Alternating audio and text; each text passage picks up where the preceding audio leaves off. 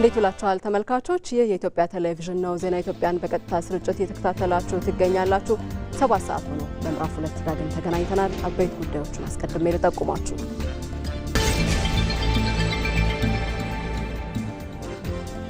በ93% የሀገሪቱን ወረዳዎችና ከተማ አስተዳደሮች በአጀንዳ ማሰባሰብ ሂደት ተደራሽ ማድረግ ተችሏል አለ ሀገራዊ የምክክር ኮሚሽን።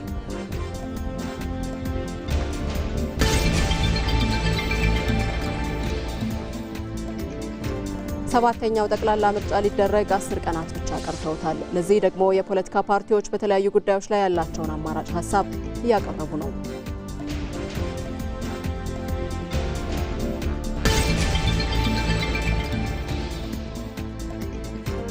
የናፍጣ አቅርቦት ከመካከለኛው ምስራቅ ግጭት በፊት ወደ ነበረበት 9 ሚሊዮን ሊትር እንዲመለስ በመወሰኑ የነዳጅ አቅርቦቱ መስተካከል ችሏል።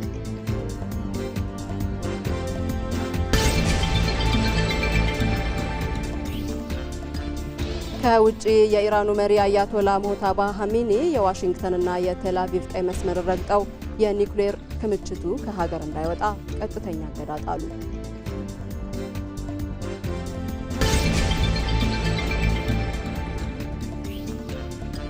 ከስፖርት ክርስቲያኖ ሮናልዶ የሳውዲ ፕሮ ሊግ ዋንጫን ለመጀመሪያ ጊዜ አነሳ። የሚሉት የዜና ኢትዮጵያ የ7 ሰዓት አበይት ጉዳዮቻችን ናቸው።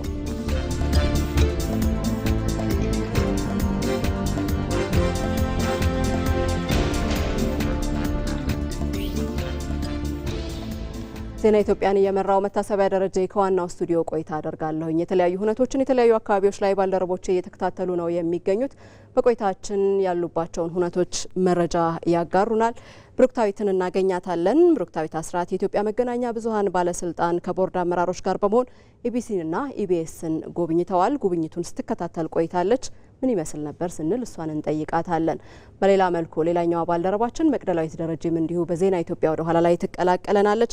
ሀገራዊ ምክክር ኮሚሽን ለሃይማኖት ተቋማትና ሲቪል ማህበረሰብ ድርጅቶች አጀንዳውን አቅርቦ ውይይት እየተደረገበት ነው የሚገኘው። ይህንኑ መድረክ ተከታትላለች። ያሉ መረጃዎችን በቆይታችን ከሷ እንሰማለን። ሌላኛው ባልደረባችን ሳምሶን ገድሉም እንዲሁ ወደ በኋላ ይቀላቀለናል። ከነዳጅ አቅርቦት ጋር ተያይዞ በአዲስ አበባ ያለው የናፍጣ አገልግሎት በተለይ ምን ይመስላል የሚለው ጉዳይ ላይ ተጨማሪ መረጃዎችን የሚያጋራን ይሆናል። ሌላኛዋ ባልደረባችን ሂሩት እምቢያለም እንዲሁ ትቀላቀለናለች። በመረጃዋ ወደ በኋላ ላይ የገላን ጉራ ኢንዱስትሪ ፓርክ በተለያዩ ሰዎች እየተጎበኘ ነው የሚገኘው። ዛሬም የተለያዩ የማህበረሰብ ክፍሎች ይህንኑ ስፍራ ጎብኝተውታል። ምን ጉዳዮች ተነሱበት ስንል እሷን እንጠይቃታለን። ተጨማሪ መረጃዎችን ከሷ የምንጋራ ነው የሚሆነው። አብራችሁን ቆዩ። ወደ ቀዳሚው ዘገባ አሻገራለሁ። የኢቢሲ የይዘትና የቴክኖሎጂ ሽግግር ለሌሎች ሚዲያዎች አርአያ ነው አሉ የመገናኛ ብዙኃን የቦርድ ሰብሳቢ አምባሳደር ሬድዋን ሁሴን። የኢትዮጵያ መገናኛ ብዙኃን ባለስልጣን ከቦርድ አመራሮች ጋር በመሆን ኢቢሲና ኢቢኤስን ጎብኝተዋል። የኢትዮጵያ ብሮድካስቲንግ ኮርፖሬሽን ግዙፍ የሚዲያ ኮምፕሌክስ ከመገንባት ባለፈ በይዘት ተመራጭ በዲጂታልና በቴክኖሎጂ መሰረተ ልማት የላቀ እንዲሁም ብሔራዊና አንጋፋ ጣቢያነቱን የሚመጥን አቅም መገንባቱን ማየት መቻሉን በጉብኝቱ ወቅት ተነስቷል።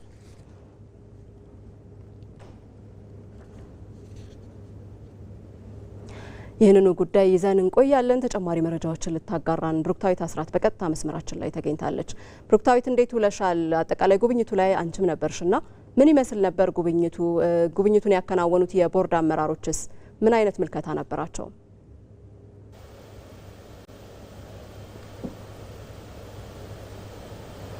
አመሰግናለሁ መታሰቢያ። እንግዲህ በዛሬው ቀን የኢትዮጵያ መገናኛ ብዙኃን ባለስልጣን የቦርድ አመራሮች የኢትዮጵያ ብሮድካስቲንግ ኮርፖሬሽን ኢቢሲንና ኢቢኤስን ጉብኝት አካሂደዋል ማለት ነው። ሁለቱም በየራሳቸው ትልልቅ ስራዎችን መስራታቸው ነው እንግዲህ በጉብኝታቸው እንዲመረጡ ያደረጋቸው ማለት ነው። በተለይም ደግሞ የኢትዮጵያ ብሮድካስቲንግ ኮርፖሬሽን ከቦታ መረጣ ጀምሮ የሰው ኃይል ግንባታን ከማስፋፋት የሰው ኃይልን ቁጥር ከመጨመር እንዲሁም ደግሞ ለበርካታ ዜጎች የስራ እድል ከመፍጠር አኳያ ቴክኖሎጂን በማዘመን እንዲሁም ደግሞ በጥናት ላይ የተመሰረቱ ዘገባዎችን በመስራት ለሀገር ግንባታ ትልልቅ አስተዋጽኦ ማበርከታቸው ነው እንግዲህ የተነገረው ማለት ነው። በጉብኝታቸውም ታዲያ የተለያዩ ምልከታዎችን አድርገው ነበረ። በተለይም ደግሞ የኢትዮጵያ ብሮድካስቲንግ ኮርፖሬሽን የሚሰራቸው የይዘት ስራዎች አሉ። በነዛ ታዲያ በርካታ ለውጦች መመልከታቸውን ያነሱት ከዚህ ቀደም የነበረው የቴክኖሎጂ አጠቃቀም፣ የሰው ኃይል አጠቃቀም እንዲሁም ደግሞ ስራዎችን በማዘመን እንዲሁም ደግሞ በጥናት ላይ የተመሰረቱ ስራዎችን ከመስራት አኳያ አሁን ሳል ላይ የተመለከቱት ስራ ውጤታማ መሆኑን ነው እንግዲህ በምልከታቸው ላይ ቦርዶቹ ያነሱት ማለት ነው። ከዛ ባሻገርም እንግዲህ የኢትዮጵያ ብሮድካስቲንግ ኮርፖሬሽን የሚሰራቸውን ስራዎች ሌሎችም የሚዲያ ተቋማት የግልም ሆኑ የመንግስት ሚዲያ ተቋማት እነዚህን ስራዎች በመመልከት ከቦታ መረጣ ጀምሮ በሰው ኃይል ግንባታ፣ በይዘት እንዲሁም ደግሞ በቴክኖሎጂ አጠቃቀም ላይ ያላቸውን ስራዎች የሚዲያውን የሚሰራውን ስራ ተመልክቶ ሌሎችም የኢቢሲን መከተል እንዳለባቸውና ኢቢሲም ደግሞ ለሁሉም ሚዲያዎች በሚባል ደረጃ አራያ እንደሆነ ነው እንግዲህ በምልከታቸው ላይ ያነሱት ማለት ነው። በቀጣይም ታዲያ በተለይም ደግሞ በሀገር ግንባታ ላይ በርካታ ስራዎች መሰራት እንዳለባቸውም ነው የተነሳው ማለት ነው በምልከታቸው ላይ ቦርዶቹ እንዳነሱልን ማለት ነው። ከዛ ባሻገር እንግዲህ በተለይም ተመራጭ ከመሆን አኳያ በዲጂታል እና በቴክኖሎጂ መሰረተ ልማት ላይ የላቀና ብሔራዊ አንጋፋ ጣቢያነቱንም የሚመጥን ደረጃ ላይ መድረሱንም ይህንንም ደግሞ በስፋት በሰራቸው ስራዎች ያረጋገጠ መሆኑንም ነው እንግዲህ በምልከታቸው ያነሱልን ማለት ነው።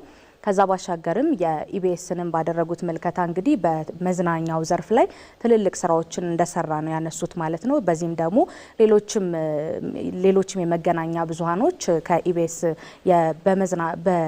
በመዝናኛው ዘርፍ ላይ ያለውን አስተዋጽኦ በመመልከት በመዝናኛው ዘርፍ ላይ ትልልቅ ስራዎችን መስራት እንዳለበት ነው የተነገረው ማለት ነው።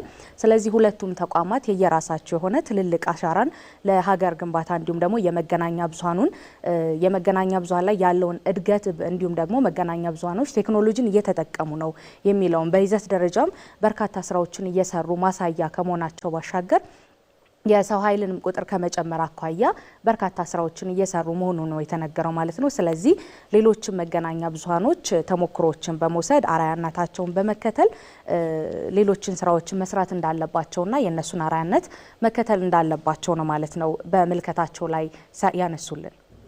ብሩክታዊት ስለ መረጃዎቹ እናመሰግናለን። መልካም ጊዜ። 93 በመቶ የሀገሪቱን ወረዳዎችና ከተማ አስተዳደሮች በአጀንዳ ማሰባሰብ ሂደት ተደራሽ ማድረግ ተችሏል አሉ የሀገራዊ ምክክር ኮሚሽን ዋና ኮሚሽነር ፕሮፌሰር መስፍን አራያ። የሀገራዊ ምክክር ኮሚሽን የሃይማኖት ተቋማትና የሲቪል ማህበረሰብ ድርጅቶች አጀንዳ አቅርቦ ግብዓት ማሰባሰቢያ መርሃ ግብር በአዲስ አበባ እየተካሄደ ነው። ዋና ኮሚሽነሩ የኮሚሽኑን የ4 ዓመት የስራ ቆይታ ክንውኖችና ውጤቶችን አብራርተዋል። የአጀንዳ ማሰባሰብ ሂደቱ አካታችና ነጻ በመሆኑ ለቀጣይ ምክክር ሂደት መሰረት የጣለ ስለመሆኑም በዚሁ መድረክ ላይ ተነስቷል። ይህንኑ መድረክ የተከታተለች የምትገኘው ባልደረባችን መቅደላዊት ደረጃ የተጨማሪ መረጃዎችን ልታጋራን በቀጥታ መስመራችን ላይ ተገኝታለች። መቅደላዊት እንዴት ውለሻል? አንቺ ባለሽበት በዚህ መርሃ ግብር የቀረበው ማብራሪያን አካተሽ በቀጣይ የተያዘው እቅድ ምንድነው የሚለውንም እንዲሁ ጨምር አድርገሽ እስቲ መረጃዎችን አጋሪ። አመሰግናለሁ መታሰቢያ። እንግዲህ ቀደም ሲል አንቺም እንዳልሽው የሀገራዊ ምክክር ኮሚሽን በዛሬው ዕለት ለሃይማኖት ተቋማትና ለሲቪል ማህበረሰብ ድርጅቶች የአጀንዳ ማቅረብና ግብዓት የመሰብሰብ መርሃ ግብር ነው ያካሄደው። ሰፊ መርሃ ግብር እየተካሄደ ነው የሚገኘው። አሁንም የምክክር ኮሚሽኑ እንግዲህ ከተቋቋመበት ጊዜ ጀምሮ ለ4 ዓመት ከ2 ወር ያከናወናቸውን የተለያዩ የስራ ክንውኖችና ውጤቶችን ዋና ኮሚሽነሩ ፕሮፌሰር መስፍን አራያ ማብራሪያ ሰጥተዋል። በዚህ በኮሚሽኑ መቋቋም ሂደት ውስጥ እንግዲህ ከወረዳ ጀምሮ የአጀንዳ ማሰባሰብ ስራዎች ተሰርተዋል። በዚህ ሂደት እንግዲህ 1234 የሚሆኑ ወረዳዎች የአጀንዳ ማሰባሰብ ተከናውኖባቸዋል ማለት ነው። ይህንንም ዋና ኮሚሽነሩ ሲያብራሩ ከሌሎች ዓለም ሀገራት አንጻር ሲነጻጸር ኢትዮጵያ ሰፊ ቁጥር ያለው ሕዝብ እንደመያዟ መጠን ትልቅ ተሞክሮ ያለውና እንደ ጥሩ ልምድ ሊወሰድ የሚችል እንደሆነም ነው የገለጹት። ኮሚሽኑ የአጀንዳ ማሰባሰብ ስራውን በታላላቅ መድረኮች በማዘጋጀት ሰብስቧል። እንዲሁም ደግሞ በቀጥታ ለኮሚሽኑ አጀንዳዎችን በማስገባትና ከዚህ ቀደም ስለ ኢትዮጵያ በተሰሩ ጥናቶች አጀንዳዎችን የማሰባሰብ ስራዎች ተከናውነዋል።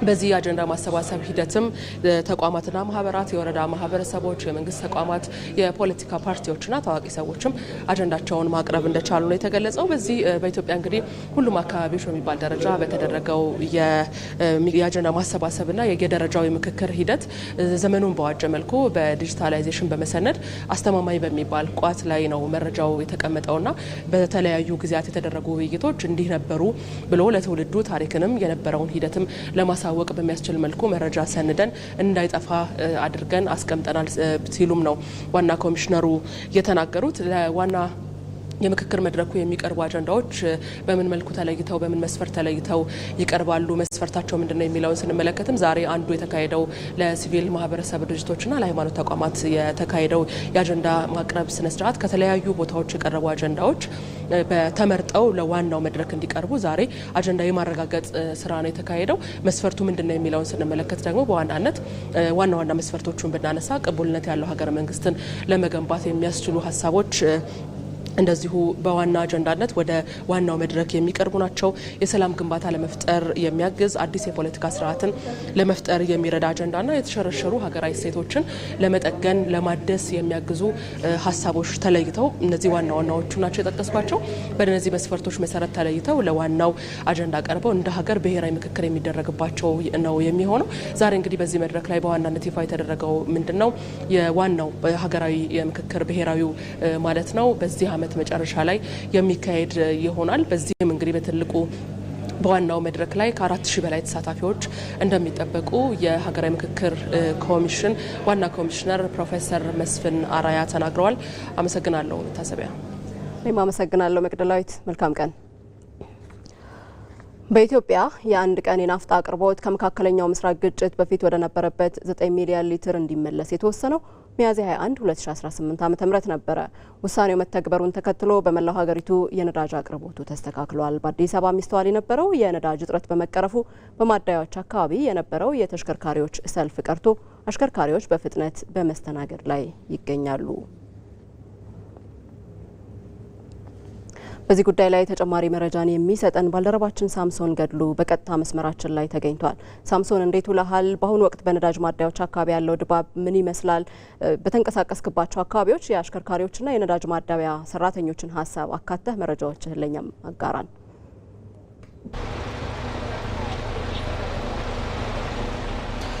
አመሰግናለሁኝ። እንግዲህ ዞር ብዬ ለመመልከት እንደሞከርኩት ከሆነ በተለይ በአዲስ አበባ ላይ ያሉ እኔ የተመለከትኳቸው ማደያዎች በጠቅላላ በአግባቡ ነዳጅ የቀረበላቸው እንደሚገኝና በተለይ ይህንን ደግሞ ለተጠቃሚ ማህበረሰብ በማድረስ ደረጃ ደግሞ እንዲሁ ስርዓት ባለው መልኩ ሁሉም ህብረተሰብ በመጣበት ሰዓት ሁሉ እየተስተናገደ እየሄደ እንዳለ ለመመልከት ችያለሁኝ። እንግዲህ ከጥቂት ጊዜያቶች በፊት እንደምናስታውሰው ከሆነ በመካከለኛው ምስራቅ አካባቢ ተፈጥሮ በነበረው የነዳጅ ቀውስ ሳቢያ ኢትዮጵያን ጨምሮ በርካታ ሀገራት ላይ የነዳጅ እጥረት ተከስቶ እንደነበር የሚታወስ ነው። ዛሬ ላይ ግን እሱ ተቀርፎ ሁሉም ተሽከርካሪ በመጣበት ፍጥነት ሁሉ እየተስተናገደ እየሄደ ያለበትን ሁኔታ ለመመልከት ነው የቻልኩት። እንግዲህ ያናገርኳቸው አሽከርካሪዎችም እንዲሁም ደግሞ የማደያ ሰራተኞችም ኃላፊዎችም እንደነገሩኝ ከሆነ ያን እጥረቱ በተከሰተበት ሰሞን የነበረው ሁኔታ አሁን ላይ ካለው አንጻር እጅግ በጣም የሚለያይ እንደሆነና በተለይ እንግዲህ አሁን በጣም ወደ መደበኛ ስርዓት መመለሱን ይህም ደግሞ በተለይ ቀርተው ለመሄድ በተለይ የትራንስፖርት አገልግሎቱን በማሳለጥ ረገድ ኢኮኖሚው እንዲንቀሳቀስ ከማድረግ ረገድ ከፍተኛ ሚናን እየተጫወተ እንደሚገኝ አንስተውልኛል። ዛሬ ላይ እንግዲህ እነዛ ሰልፎች ከዚህ በፊት እናያቸው የነበሩ ሰልፎች ዛሬ ላይ የሉ። ተሽከርካሪዎች በመጡበት ሰዓት ሁሉ ነዳጅ ቀርተው ለመሄድ እየቻሉ ናቸው የሚገኙት። እንግዲህ ይህ ማለት ግን በተለይ እጥረቱ ተከስቶ በነበረበት ሰዓት የነበረንን በተለይ የነዳጅ አጠቃቀም ስርዓታችንን ቁጠባ በተሞላበትና አግባብ ባለው መልኩ ወደ ማድረግ እንደተሻገርን ሁሉ አሁን በዚህ በመደበኛውም ጊዜ በተለይ እንግዲህ እንደሚታወቀው መንግስት በጣም ብልህ የሆነ እርምጃዎችን በመውሰዱ ዛሬም ድረስ እንግዲህ ሆርሙዝ ተዘግቶ ነው የሚገኘው። መንግስት ግን በጣም ብልህ የሆነ እርምጃ በመውሰዱ ሳቢያ ዛሬ ኢትዮጵያ ውስጥ የነዳጅ እጥረት የለም። ነዳጅ እንደ ልብ እየቀረበ ነው የሚገኘው። ይህ ግን ማለት ደግሞ ሁሉም ህብረተሰብ የቀረበለትን ነዳጅ በአግባቡ በመጠቀም እንግዲህ ለዚህ እየወጣ ያለውን ዶላር ወይም ደግሞ እየወጣ ያለውን የውጭ ምንዛሬ በአግባቡ ጥቅም ላይ እንዲውል ከማድረግ ረገድ የራሱን ሚና ሊወጣ እንደሚገባ ጭምር አንስተውልኛል። ይህ እንግዲህ የአሽከርካሪዎችም እንግዲህ በየማደያው የሚገኙ ደግሞ የነዳጅ ባለሙያዎችም ጭምር ያነሱልኝ ሀሳብ ነው። ለሰዓቱ ያሉ መረጃዎች እነዚህን ይመስላሉ። ወደ ምሽት ደግሞ መንግስት ምን አይነት ውሳኔዎችን ወስዶ እነዚህ እንግዲህ በዚህ ደረጃ የነዳጅ ሁኔታው በኢትዮጵያ ውስጥ እንዲህ ሊረጋጋ ቻለ የሚለውን ጭምር የሚያሳይ ዘገባ ይዘን የምንመለስ ይሆናል። እናመሰግናለን ሳምሶን። መልካም ጊዜ። ዜና ኢትዮጵያን በቀጥታ ስርጭት የተከታተላችሁ ትገኛላችሁ። የሰባተኛው ጠቅላላ ምርጫ የድምጽ መስጫ ዕለት 10 ቀናት ብቻ ቀርተውታል። ኢትዮጵያውያን በታሪካዊው ቀጠሮ ፊትም ቆመዋል። ከ50 ሚሊዮን በላይ መራጮች የሀገራቸውን የነገ መጻኢ ዕድል ለመወሰን ለግንቦት 24 ቀጠሮ ይዘዋል። 50 ሚሊዮን ድምጾች በአንድ ቀን መገናኘት ቁጥር ብቻ አይሆንም፣ የአንድ ሀገር ተስፋ ራዕይና የጋራ እድልም ጭምር ነው። ዘገባዎቻችን ከዚህ በማስከተል ደግሞ ምርጫ ላይ ትኩረታቸውን ያደርጋሉ። አብራችሁን ቆዩ። የሀገር ብልጽግና የተግባር እንጂ የምኞት ውጤት አይደለም። የምንሰማራበት መስክ ቢለያይም የምንገነባት ኢትዮጵያ ግን አንዲት ናት። የመጀመሪያዬ ነው። እኔም የመጀመሪያዬ ነው። እኔም የመጀመሪያዬ ነው። እኔም የመጀመሪያዬ ነው። እኔም የመጀመሪያዬ ነው። ለቴክኖሎጂ፣ ለኢንዱስትሪ፣ ለጠንካራ ኢኮኖሚ ድምጻችን የነገ አቅማችን። በአንድነት የነገዋን ሀገር እናነጻለን። ያወጡትን የመራጭነት ካርድ ይዘው ለምርጫው ዕለት ይዘጋጁ። በዕለቱ ውሳኔውን በተግባር ያረጋግጡ። ድምጾ ለሀገር ልዕልና።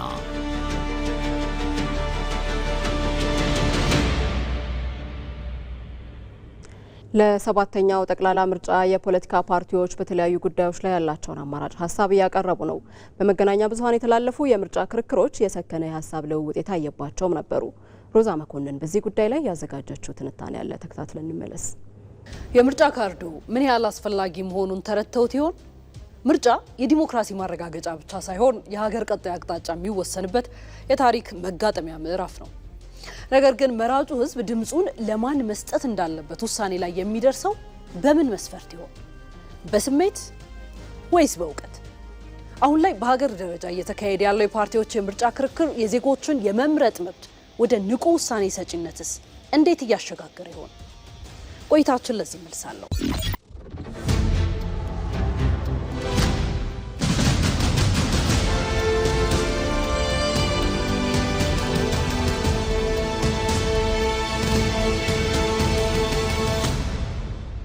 በምርጫ ሂደት ውስጥ ፓርቲዎች ቢመረጡ ሊያመጡ የሚችሉትን ለውጥ መዘርዘርና መሞገት እንደ ዋነኛ የመወዳደሪያ መስፈርት ይታያል። የምርጫ ክርክር መራጩ ሕዝብ የፓርቲዎችን አቋም ሚዛን ላይ በማስቀመጥ የጠራ ግንዛቤ እንዲኖረውም ያደርጋል። ፖለቲካ ከስድብና ከጥላቻ ወጥቶ በሀሳብ ልዕልና ላይ እንዲመሰረት በማድረግ የውይይት ባህልን ወይም ካልቸር ኦፍ ዲያሎግን በማሳደግ ረገድ ከፍተኛ አስተዋጽኦ አለው። በዘንድሮ ምርጫ የታየው የቅስቀሳና የክርክር ሂደት በአብዛኛው ከስሜታዊነት የጸዳና የፖሊሲ ክርክሮች ላይ ያተኮረ ነው። ይህም ፖለቲካው እያደገ ስለመምጣቱና የህዝቡ የመረጃ ተደራሽነት እየሰፋ ስለመሆኑ እንደ አንድ ማሳያ ሊታይ ይችላል። ሰባተኛው ብሔራዊ ምርጫ ዙሪያ እየተደረጉ ያሉ የቅድመ ምርጫ ክርክሮች ፋይዳቸውም እጅግ የጎላ ነው። ምንድናቸው ካላችሁ በጥቂቱ እንመልከታቸው። የመጀመሪያው ሀገሪቱ ካለችበት ውስብስብ ፖለቲካዊና ኢኮኖሚያዊ ሁኔታ አንጻር ህዝቡ ከፓርቲዎች ተጨባጭ የመፍትሄ ሀሳቦችንና አማራጭ ፖሊሲዎችን በተግባር መስማት ይፈልጋል። ተፎካካሪ ፓርቲዎች በመገናኛ ብዙሃን ቀርበው ልዩነቶቻቸውን በሰለጠነ መንገድ ማቅረባቸው የመነጋገር ባህል በሀገራችን ፖለቲካ ውስጥ ስር እየሰደደ እንደሆነም ያሳያል። ሁለተኛው ይህ ሂደት ኢትዮጵያ ዲሞክራሲያዊ ስርዓት ግንባታን እውን ለማድረግ ያላትን ቁርጠኝነት ለአካባቢውና ለዓለም አቀፍ ማህበረሰብ ማሳየትም አወንታዊ ዲፕሎማሲያዊ ተጽዕኖ ነው። በዚህ ምርጫ የኢትዮጵያ ብሔራዊ ምርጫ ቦርድ ለፓርቲዎች ክርክር ልዩ ትኩረትንም ሰጥቷል። ቦርዱ ክርክሮቹ በገለልተኛ አካላት እንዲዘጋጁና የጨዋታ ህጉን የጠበቁ እንዲሆኑ ማድረጉ የሂደቱን ተአማኒነት አጎልብቶታል። በሌላ በኩል መገናኛ ብዙሃን እነዚህን ክርክሮች የመሩበት መንገድ ከቀድሞዎቹ ምርጫዎች አንጻር ሲታይ ለሁሉም ተወዳዳሪዎች እኩል የአየር ሰዓት ከመስጠት ሚዛናዊነትን ከመጠበቅና አወያዮች ፓርቲዎችን በሀሳብ እንዲሞግቱ በማድረግ አኳያ የተሻለ አፈጻጸም የታየበት ነው። በዚህ ሁሉ ሂደት ውስጥ የሲቪል ማህበራት ሚና በቀላሉ የሚታይ አይደለም። የሲቪክ ተቋማት ህዝቡን በማስተማርና ሂደቱ ፍትሐዊ እንዲሆን በማድረግም ትልቅ ኃላፊነት እየተወጡ ይገኛሉ። የኢትዮጵያ ብሔራዊ ምርጫ ቦርድ በቅርቡ ባወጣው ኦፊሻላዊ መግለጫ መሰረት የዚህኛው ምርጫ ለሚሳተፉ ፓርቲዎች በነጻ የተሰጠው የሚዲያ አየር ሰዓትና የገንዘብ ድጋፍ ስርጭቱ ፍትሐዊነትን ያረጋገጠ መሆኑን አመላክቷል። የክርክር አጀንዳዎችም የህዝቡን የዕለት ተዕለት ኑሮ ማለትም የኢኮኖሚውን፣ የሰላሙን፣ የውጭ ግንኙነት ፖሊሲዎችን መሰረት ያደረጉ ናቸው። በገለልተኛ ተቋማትና በመገናኛ ብዙሃን በኩል የወጡ ሪፖርቶች እንዳመላከቱት የዘንድሮውን የፓርቲዎች የፖሊሲ ክርክር የሚከታተለው የህዝብ ብዛትም ከቀደሙት ዓመታት ብልጫ አሳይቷል። ይህም መራጩ ማህበረሰብ መረጃን መሰረት ላደረገ ውሳኔ ያለው ዝግጁነትን በግልጽ የሚያሳይ ነው። ከዚህ ሰባተኛው ብሔራዊ ምርጫ ቅስቀሳ ያገኘናቸው ትምህርቶች ሰፊና ባለብዙ ገጽታ ናቸው። አንደኛው የፖሊሲና የአጀንዳ ትኩረት መሻሻል ሲሆን ከተለመደው በተለየ መልኩ ፓርቲዎች በማክሮ ኢኮኖሚ፣ በዲጂታል ኢኮኖሚ ሽግግር፣ በዘመናዊ የክፍያ ስርዓቶች ወይም የዲጂታል ፋይናንስ ማስፋፋት እንዲሁም በመሰረተ ልማትና በውጭ ግንኙነት ፖሊሲዎች ላይ አማራጭ ሀሳቦቻቸውን ለማቅረብ ጥረት አድርገዋል። ይህ የሚያመላክተው ፖለቲካችን ከማንነትና ከስሜት ትርክት ይልቅ የዜጎችን የዕለት ተዕለት ኑሮ ወደሚነኩ ተጨባጭ ጉዳዮች እያደገ መምጣቱን ነው። ሌላው የዲጂታል ሚዲያና የቴክኖሎጂ አጠቃቀም እድገትም ነው። የዘንድሮ ቅስቀሳ በማህበራዊ ሚዲያ ሰፊ ተሳትፎ የታየበት ነበር።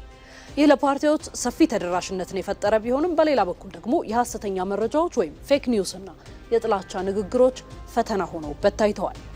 ከዚህ የምንወስደው ትምህርት በቀጣይ የዲጂታል ሚዲያ አጠቃቀም ስነ ምግባርና ህጋዊ ማዕቀፎችን ማጠናከር እንደሚገባ ነው። ሶስተኛው የተቋማት አቅምና የሲቪክስ ተሳትፎ ነው። ምርጫ ቦርድ የቅስቀሳ መድረኮችን ለማመቻቸትና የገንዘብ ድጋፍን በፍትሃዊነት ለማከፋፈል ያደረገው ጥረት ተቋማዊ አቅሙ እያደገ መምጣቱን ያሳያል። ሆኖም አንዳንድ የፖለቲካ ፓርቲዎች የተሰጣቸውን የአየር ሰዓትን መድረክ በተገቢው መንገድ መጠቀም ላይ ውስንነት ታይቶባቸዋል። ከዚህ በተጨማሪ የሲቪል ማህበራት በቅስቀሳ ወቅት ህዝብን በማስተማር የነበራቸው ሚና መጠናከር እንዳለበትም ጠቋሚ ነው። በቀጣይ ሳላላችሁም በቀጣይ ምን መሆን ይኖርበት ይሆን? የተጀመረው የፖሊሲ ክርክርና የውይይት ባህል ከምርጫ በኋላም የፖለቲካችን መገለጫ ሆኖ ሊቀጥል ይገባል። መራጩ ህዝብ የቀረቡለትን የፖሊሲ አማራጮች አበክሮ በመመርመር በካርድ ድምፁ ትክክለኛውን ውሳኔ ማሳለፍም ይጠበቅበታል። የፖለቲካ ፓርቲዎችም ያቀረቧቸውን ሀሳቦች ተግባራዊ ለማድረግ መዘጋጀት ሲገባቸው፣ ከሁሉም በላይ ደግሞ የምርጫውን ውጤት በጸጋ በመቀበል ለሰላምና ለዲሞክራሲ ስርዓት ግንባታ ቀጣይነት በአንድነት ሊቆሙ ይገባል። የሰባተኛው ጠቅላላ ምርጫ የድምጽ መስጫ ቀን እየተቃረበ ነው። የፖለቲካ ፓርቲዎች ደግሞ የጎዳና ላይ የምረጡኝ ቅስቀሳቸውን እያካሄዱ ይገኛሉ። ፓርቲዎቹ በዋና ዋና ከተሞችና መንደሮች የፓርቲዎች ቀለማት፣ መፎክሮችና ሙዚቃዎችን ለቅስቀሳ በመጠቀም የጎዳና ላይ ድባቡን ቀይረውታል። ብሩክታዊት አስራት ወደ ሰባተኛው ጠቅላላ ምርጫ ለመሻገር ጥቂት ቀናት ብቻ በቀሩት በአሁኑ ወቅት መራጩ ህዝብ ነገ ያስተዳድረኛል የሚለውን የፖለቲካ ፓርቲ በነጻነት እንዲመርጥ የሚያስችሉ አስቻይ ሁኔታዎች እየተፈጠሩ ይገኛሉ። በተለይም በተለያዩ አካባቢዎች እየተደረጉ ያሉ የጎዳና ላይ የምረጡኝ ቅስቀሳዎች የምርጫውን ድባብ ይበልጥ አድምቀውታል። በዚህ የፖለቲካ ፉክክር ውስጥ በንቃት እየተሳተፈ የሚገኘው የነጻነትና እኩልነት ፓርቲ የያዛቸውን ዘላቂ የፖሊሲ አማራጮች ለነዋሪው በስፋትና በተደራጀ መልኩ በማስተዋወቅ ላይ ይገኛል። ጎዳና ላይ ቅስቀሳ የአዲስ አበባ ከተማ ነዋሪዎች በቀጣዩ ሰባተኛ ጠቅላላ ምርጫ ነጻነትና እኩልነት ፓርቲን እንዲመርጡ፣ ብዕርን እንዲመርጡ እና በሀገራችን ነጻነት፣ እኩልነት፣ ፍትህ እውን እንዲሆን ቀጣይ በሀገራችን የተሻለ ሀገር እንዲፈጠር ፓርቲውን ማስተዋወቅ ነው። በአዲስ አበባ ዋና ዋና ጎዳናዎች ተንቀሳቅሰን የፓርቲውን መልእክት የተዘጋጁ በራሪ ወረቀቶችን እንበትናለን። በየአካባቢው መልእክት እናስተላልፋለን። አላማው ይሄ ነው። አላማው በቀጣይ ምርጫ የአዲስ አበባ ከተማ ነዋሪ ህዝብ ነጻነትና እኩልነት ፓርቲን እንዲመርጡ ማድረግ ነው፣ መቀስቀስ ነው። እንግዲህ በሀገራችን ውስጥ ፖለቲካ ፓርቲዎች መደራጀት፣ ምርጫ ማካሄድ በየ5 ዓመቱ ፓርቲዎች መልእክታቸውን ደግሞ ለመራጩ ህዝብ ማስተላለፍ ህገ መንግስታዊ መብት ነው። ይሄ ሁልጊዜ መከበር ያለበት መብት ነው። በዚህኛው ምርጫ ይሄንን ኤክሰርሳይዝ እያደረግን ነው። በአዲስ አበባም በተለያዩ ክልል ከተሞችም ተመሳሳይ የጎዳና ላይ ቅስቀሳ፣ የሚዲያ ቅስቀሳዎችን እናደርጋለን። እነዚህ ቅስቀሳዎች ህዝቡ ፓርቲዎችን እንዲያውቅና የሚፈልገውን ፖሊሲ አማራጭ ያለውን ፓርቲ እንዲመርጥ ጥሩ እድል ይፈጥራሉ ብለን እናስባለን። የፖለቲካ ፓርቲዎች የምርጫ ቅስቀሳ መራጩ ህዝብ ስለ ምርጫ ግንዛቤ እንዲኖረውና በምርጫው ተሳታፊ ከሆኑ የፖለቲካ ፓርቲዎች መካከል የትኛው የተሻለና የህዝቡን ችግር የሚፈታ ሀሳብ አንግቧል የሚለውን ለመለየት የሚያስችል ስልት ነው። የኢትዮጵያ ዜጎች ለማህበራዊ ፍትህ ኢዜማ በበኩሉ ማህበራዊ ፍትህና የዜግነት ፖለቲካ ላይ ያተኮሩ የፖሊሲ አማራጮችን ለመራጩ ህዝብ በስፋት እያስተዋወቀ ይገኛል። ኢዜማ በአሁኑ ሰባተኛው ሀገር አቀፍ ምርጫ ላይ ቀደም ብሎ የምርጫ እንቅስቃሴ የራሱን የምርጫ ማኔጅመንት ስትራቴጂ አቋቁሞ ወደ ምርጫ የገባ ፓርቲ ነው። በፖሊሲ ደረጃ ወደ 50 የሚጠጉ የአማራጭ ፖሊሲዎችን ይዞ መጥቷል። ከዛ ባለፈ ደግሞ የኢዜማ በምርጫ ቦርድ የተዘጋጁትንም እንደገና ደግሞ በኢዜማ የምርጫ ስትራቴጂ ማኔጅመንት በተዘጋጁ የምርጫ ህዝቡን ለማንቃት የምርጫ ዘመቻዎችን በእቅድና በፕሮግራም እየመራን ይገኛል። የትብብር ለኢትዮጵያ አንድነት ጥምረትም በጎዳና ላይ የበራሪ ወረቀቶችን በማደልና የፖሊሲ ማብራሪያዎችን በመስጠት እየቀሰቀሰ ይገኛል። በጤናው ዘርፍ፣ በማህበራዊ ዘርፍ፣ በኢኮኖሚው ዘርፍ፣ በፖለቲካው ዘርፍና በሌሎችም ዘርፎች ላይ ሰፊ የፖሊሲ ማዕቀፍ ቀርጦ እየተንቀሳቀሰ ያለ ድርጅት ነው። እነዚህን የፖሊሲ አቅጣጫዎችን ደግሞ በቀጣይ መንግስት ሆነን ብንመረጥ በተገቢው መንገድ ወደ ተግባር ቀይረን ህዝባችንን ከገባበት ሁሉን አቀፍ የሆነ ችግርና ቀውስ ውስጥ እናወጣዋለን ብለን ተስፋ እናደርጋለን። ይሄ ምርጫ ሰላማዊ በሆነ መንገድ እንዲጠናቀቅ የበኩላችንን ጥረት እንደምናደርግ ለህዝባችን ቃል እንገባለን። ብልጽግና ፓርቲ ደጋፊዎችን የጀመርነውን የብልጽግና ጉዞ እናስቀጥላለን በሚል መፈክር የፖሊሲ አማራጮችን ለመራጩ ህዝብ እያስተዋወቀ ነው። ጽንፍ የረገጠውን የሀገራችንን የፖለቲካ ባህል ሚዛን በማስያዝ ስብራቱን በማቃናት በተከተልናቸው የሀገራችን ብዝሃነትን መሰረት ያደረገና ይህንን ትኩረት አድርጎ በሰራው በህብረ ብሔራዊ አንድነት ላይ የተመሰረተ የጋራ የወል ትርክታችን በመገንባት ጠንካራና የማትናወጽ ኢትዮጵያን ይሁን ለማድረግ ከወዲሁ አስተማማኝ መሰረት ማሳረፍ ችለናል። ቅስቀሳው በፓርቲዎች መካከል የሰለጠነ ፉክክርና ሰላማዊ ድባብ ማሳያ ሆኗል። አሁን የቀረው ዜጎች አማራጮቹን አዳምጦ የመጨረሻ ውሳኔ የሚሰጥበት ወሳኙ ቀን እየተጠበቀ ነው። ተፎካካሪ ፓርቲዎች በመገናኛ ብዙኃን የሚያደርጉት ክርክርና የፖሊሲ አማራጭ ትውውቅ ለህብረተሰቡ በእውቀት ላይ ተመስርቶ ድምጽ እንዲሰጥ ያስችለዋል። የኢትዮጵያ ብሮድካስቲንግ ኮርፖሬሽንም በሰባተኛው ጠቅላላ ምርጫ የሚወዳደሩ ፓርቲዎችን ሀሳብ በፍትሐዊነት በማሰራጨት ኃላፊነቱን እየተወጣ ነው። ሜሮን በረዳ በዲሞክራሲያዊ ምርጫ ውስጥ የፖለቲካ ፓርቲዎችና መገናኛ ብዙኃን የማይነጣጠሉ የአንድ ሳንቲም ሁለት ገጽታዎች ናቸው። ነፃና ገለልተኛ መገናኛ ብዙኃን የፖለቲካ ፖሊሲዎች የሚመዘኑበት መስታወት በመሆኑ ዜጎች ይህንን አማራጭ በመጠቀም የፓርቲዎችን እቅድ በሚገባ በመረዳት የሚሰጡትን እያንዳንዱን ድምፅ በእውቀት የበለጸገና የሀገርን ዕጣ ፈንታ በልበ ሙሉነት ለመወሰን አቅም ይሰጣቸዋል። የመገናኛ ብዙኃን ትልቁ ሚና ዜጎች የፓርቲዎችን የፖለቲካ፣ የኢኮኖሚና የማህበራዊ አቅጣጫዎች ፈትሸው እንዲረዱ ማድረግ ነው። ይህም ህዝቡ በእውቀት ላይ የተመሰረተና ንቁ የዲሞክራሲያዊ ምርጫ ተሳታፊ እንዲሆንም በር ይከፍትለታል።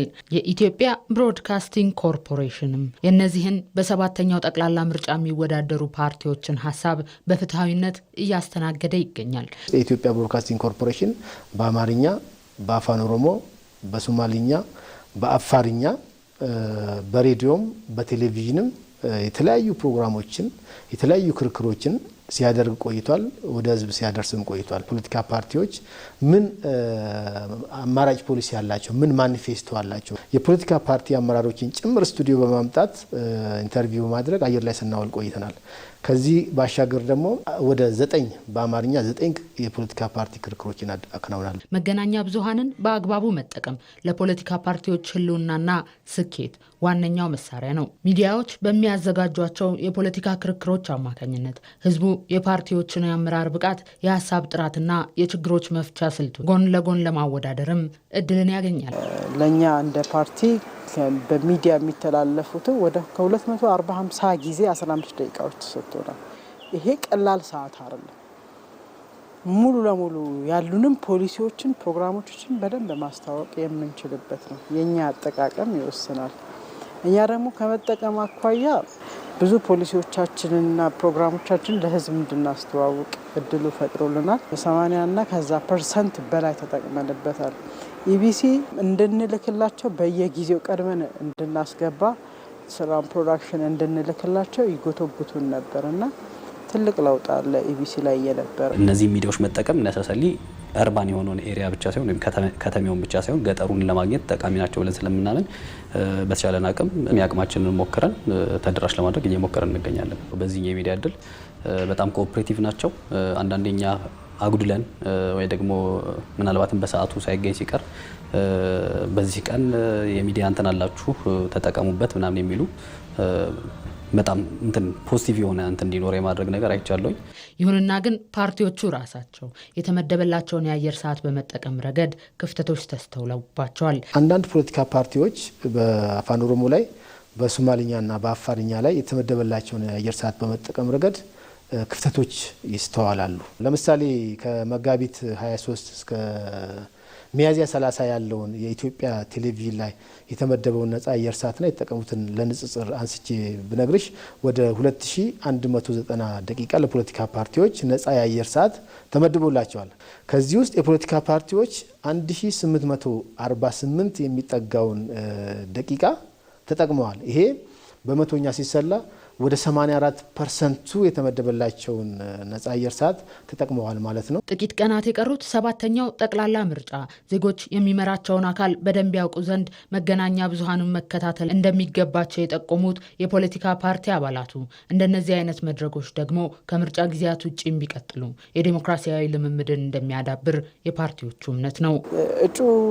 እጩዎችን ለመለየትም የእጩ ፓርቲዎችንም ለማወቅ መቼም ለመምረጥ አንዱ መብቱ ነው አይደል? ለዜጋ ካርዱን ይዟል፣ ግን ምንን እንደሚመርጥ ማወቅ መቻል አለበት። ለዛ መከታተል አለበት ሚዲያና የፓርቲዎች ሀሳብ የሚቀርቡባቸው የተለያዩ መንገዶች አሉ።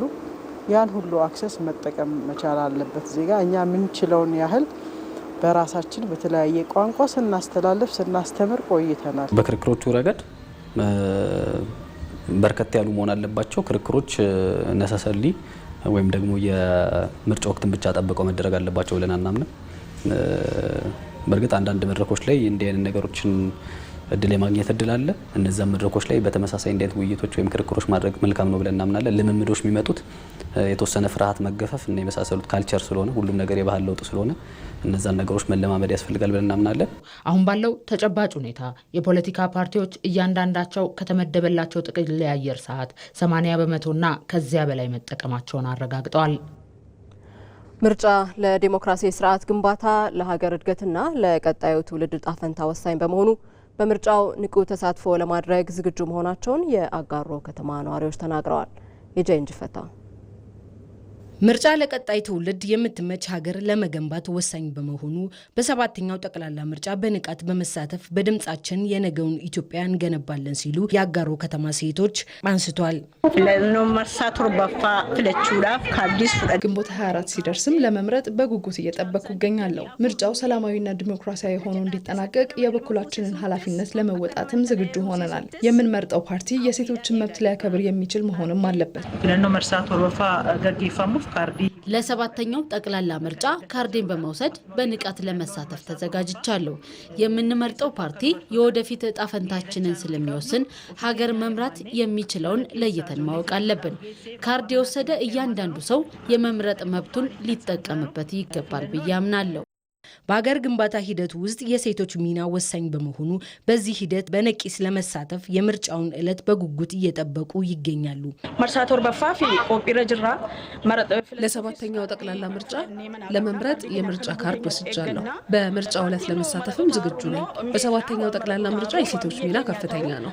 ስለዚህ የሚሆነንን ሀገር መምራት ይችላል፣ የሴቶችንም መብት ሊያስከብር ይችላል የምለውን ፓርቲ ለመምረጥ ዝግጁ ነኝ። በሰባተኛው ጠቅላላ ምርጫ ለመምረጥ ዝግጅታችን ጨርሰን ቀኑን እየጠበቅን ነው። ምርጫው ለሀገር ዋስትና እጅግ አስፈላጊ ነው። ዲሞክራሲያዊና ፍትሐዊ ሆኖ መጠናቀቅ አለበት። ምርጫው ነጻ፣ ፍትሐዊ፣ ሰላማዊና ዲሞክራሲያዊ ሆኖ እንዲጠናቀቅ የበኩላቸውን አስተዋጽኦ ለማድረግም ተዘጋጅተዋል። ምርጫ የዜጎች ፖለቲካዊ ስልጣን መገለጫና የወደፊት ዕጣ ፈንታቸውን የሚወስኑበት ታሪካዊ ሂደት ነው። ይሁንና የአንድ ምርጫ ስኬት የሚለካው በሂደቱ ቴክኒካዊ ዝግጁነት ብቻ ሳይሆን ዜጎች በምርጫው ላይ ለመሳተፍ ባላቸው ንቃተ ህሊናና የስነ ልቦና ዝግጁነት ጭምር ነው። ለሰባተኛው ጠቅላላ ምርጫ የዜጎች ዝግጅት ምን ይመስላል? ሰናይት ብርሃኔ በአዲስ አበባ ተዘዋውራ ጠይቃለች። ምላሹን እንከታተል። የፊታችን ግንቦት 24 ለሚካሄደው ሰባተኛው ጠቅላላ ምርጫ በርካታ ዜጎች ለመራጭነት የሚያበቃቸውን ካርድ በእጃቸው ይዘዋል። የተለያዩ የፖለቲካ ፓርቲዎች ደግሞ ዜጎች ሊመርጧቸው የሚያስችሏቸውን የፖሊሲና ስትራቴጂ አማራጮችን የኢትዮጵያ ብሮድካስቲንግ ኮርፖሬሽን ኢቢሲን ጨምሮ በተለያዩ የሚዲያ አማራጮች ቅስቀሳዎችን እያከናወኑ ይገኛሉ። ለመሆኑ ዜጎች ለሰባተኛው ጠቅላላ ምርጫ ምን ያህል ዝግጁ ናቸው? ያው የሚመረጠውን አካል ሊመርጥ ዝግጁ ነኝ። በእኔ በኩል ዝግጁ ነኝ። ምክንያቱም የሀገሪቱ እጣ ፈንታ በምርጫ ነው ሉዓላዊ የሚሆነው ብዬ ስለማስብ በእኔ በኩል ተዘጋጅቻለሁ። ያው 24ን በጉጉት እየጠበቅን ነው። ያው ማን አገሪቷን ያሻግራል፣ ማን ይለውጣል የሚለውን ለመምረጥ ተዘጋጅተናል። እንግዲህ ካልመረጥን ደግሞ ነገ ያው ዋጋ ያስከፍለናል። ደግሞ ባልመረጥነው ሰው ደግሞ ስንመራ ነገ ኮምፕሌን ብናቀርብ ራሱ አጥጋቢ አይደለም። ስለዚህ ለዛ ብዬ በማመን ወስጄ ቀኑ የጠበኩ ነው። ማንን መምረጥ እንዳለብኝና በሚገባ ነገ የእያንዳንዱ የግለሰብ የሀገሪቱን ጉዳይ ክሊር በማድረግ ለመምረጥ ጥሩ ነገር ኮንሴፕት አግኝቻለሁ ብዬ አስባለሁ። እኔ አዲስ አይደለሁም ለምርጫ። ይሄ 7ኛዬ ነው ማለት ነው። ሀገሪቷ ማን ይመራል፣ እንዴት ትለወጣለች፣ አሁንስ በምን ሁኔታ አለች በሚለው ሂሳቤ ራሴን ሬዲ አድርጌ እየጠበኩ ነው ያለሁት። ሌት ተቀን በየደቂቃው በየሰዓቱ በየስራ ቦታ ላይ ይሄ ነገር ቅስቀሳ ተጠናክሮ ቢቀጥል የምንመርጠውን ይበልጥ ለማወቅ ያው ይረዳናል ብዬ አስባለሁ። ግንቦት 4 እኔ ልመርጥ ተዘጋጅቻለሁ። ሁሉም ያው ይመርጥ ይበጀናል ይመራናል ያለው መጥቶ መምረጥ ይችላል። ካርድ የወሰደ ሰው ቀኑን እንዳይረሳ ሁሉንም ሌላውንም እንዳይረሳ ቀስቅሶ ምርጫውን በትክክል እንዲመርጥ ካርድ መውሰድ ብቻ ሳይሆን የወሰደው ካርድ ደግሞ በአግባቡ ማን መምረጥ እንዳለበት የምመርጠውስ የመረጥኩት ፓርቲ ደግሞ እውነት ሀገርን ያስተዳድራል ወይ ሀገርን በትክክል ይመራል ወይ አሁን ያለበት ዓለም አቀፍ ነባራዊ ሁኔታን ግምት በማስገባት የሚመርጠው ካርድ ከመጣሉ በፊት ቆም ብሎ ማሰብ እንዳለበት በዚህ አጋጣሚ አስተያየትን ይገልጻል። የጎረምሳ ልጆች አሉ። እነሱንም ራሴ ቀስቅሼ የምርጫ ካርድ እንዲወስዱ አድርጋለሁ። እንዲመርጡም ከኔ ጎን እንዲዘጋጁ አድርጋለሁ። ሌላው ማህበረሰብ ካርድ መውሰድ ብቻ አይደለም፣ ያቺ አንድ ካርድ ዋጋ አላት። ስለዚህ በዚህች በካርዷ መሰረት ዋጋ ስላላት እያንዳንዱ ዜጋ ወጥቶ መምረጥ መቻል አለበት። ምርጫ ዜጎች በሀገራቸው ሁለንተናዊ ጉዳይ ላይ በቀጥታ እንዲሳተፉ የሚያስችል መንገድ ነው። በምርጫ ሂደት ውስጥ ዜጎች በንቃት መሳተፋቸው በሀገር ሁለንተናዊ እድገትና መረጋጋት ላይ ያለው ሚና ከፍተኛ ነው። የአሶሳ ከተማ ወጣቶች በብልጽግና ፓርቲ የተጀመሩ ዘርፈ ብዙ የልማት ስራዎችን በማጠናከር ተጠቃሚነታችንን እናስቀጥላለን አሉ። ወጣቶቹ ለፓርቲው ያላቸውን ድጋፍ በሰላማዊ ሰልፍ ገልጸዋል። ጀማል አህመድ የአሶሳ ከተማ ወጣቶች ብልጽግና ፓርቲን በመደገፍ በተለያዩ ጎዳናዎች ላይ ሰላማዊ ሰልፍ አካሂደዋል። ብልጽግና ፓርቲ የወጣቶችን ተጠቃሚነት ለማጠናከር ያከናወናቸው ስራዎች ተስፋ ሰጪ ውጤት ታይቶባቸዋል ያሉት ሰልፈኞቹ የተጀመሩትን የልማት ስራዎች በማጠናከርም ተጠቃሚነታችንን አጠናክረን እንቀጥላለን ሲሉ አስተያየታቸውን ሰጥተዋል። በስራ እድል ፈጠራም በኢኮኖሚ ራሳቸው እንዲችሉ በማዕድን በተለያዩ ዘርፎችም በጥቃቅን እና ተደራጅተው ራሳቸው እንዲችሉ ብልጽግና ፓርቲ ይሄ መንገድ ከፍተዋል። ስለዚህ ይሄ ብልጽግና የመጣ ነው፣ ብልጽግና ፓርቲ ለመደገፍ ነው። የነገ ኢትዮጵያን ለመመስረት የወጣቶች ትልቅ አሻራ ያስፈልጋልና በሰባተኛው ሀገራዊ ምርጫ ላይ ወጣቶች የራሳቸውን አሻራ እንዲያሳርፉ በዛሬው ድጋፍ ሰልፍ ላይ የወጣቶች ድምጽ ሆኖ ዛሬ ዕለት ወጥተን እንገኛለን ማለት ነው። የተጀመሩ ስራዎች ከዳር እንዲደርሱ ድጋፋችን አይለይም ሲሉ ገልጸዋል። ያው እንደሚታወቀው ወጣቱ የነገ ሀገር ተረካቢ እንደመሆኑ ያሉትን ልማትና ሰላሞችን አስከትሎ ብልጽግናችንን ወደፊት እንድናስከትል አደራ ላለሁ። ምርጫው ግን ተያይዞ ወጣቶች ጥሩ ተሳትፎ እንዲኖራቸውና ለቀጣይ ስራዎቹ ትኩረት አድርጎ ፓርቲያቸውን አውቀው እንዲመርጡ ነው። በስለ እድል አንጻር ብዙ ለወጣቶች የስራ እድል ፈጠራ ተሰርቷል። እንደ ክልላችን ደግሞ በተለያየ ዘርፎች ለወጣቶች የስራ መስኮች ብዙ ስራ ተፈጥሮላቸዋል። በጣም ጥሩ ነው። ከቀናት በኋላ በሚካሄደው 7ኛው ጠቅላላ ምርጫም ወጣቶች በንቃት በመሳተፍ የሚበጃቸውን በመምረጥ ተጠቃሚነታቸውን እንዳረጋግጡ ሰልፈኞቹ ጥሪያቸውን አቅርበዋል። የኢትዮጵያ ብሔራዊ ምርጫ ቦርድ 7ኛውን ጠቅላላ ምርጫ ምክንያት በማድረግ ያዘጋጀው የፖለቲካ ፓርቲዎች የክርክር መድረክ በፌዴራሊዝም ሀሳብ ዙሪያ በአፋን ኦሮሞ ቋንቋ ተካሂዷል። በክርክር መድረኩ 4 የፖለቲካ ፓርቲዎች አማራጭ የፖሊሲ ሀሳባቸውን አቅርበዋል።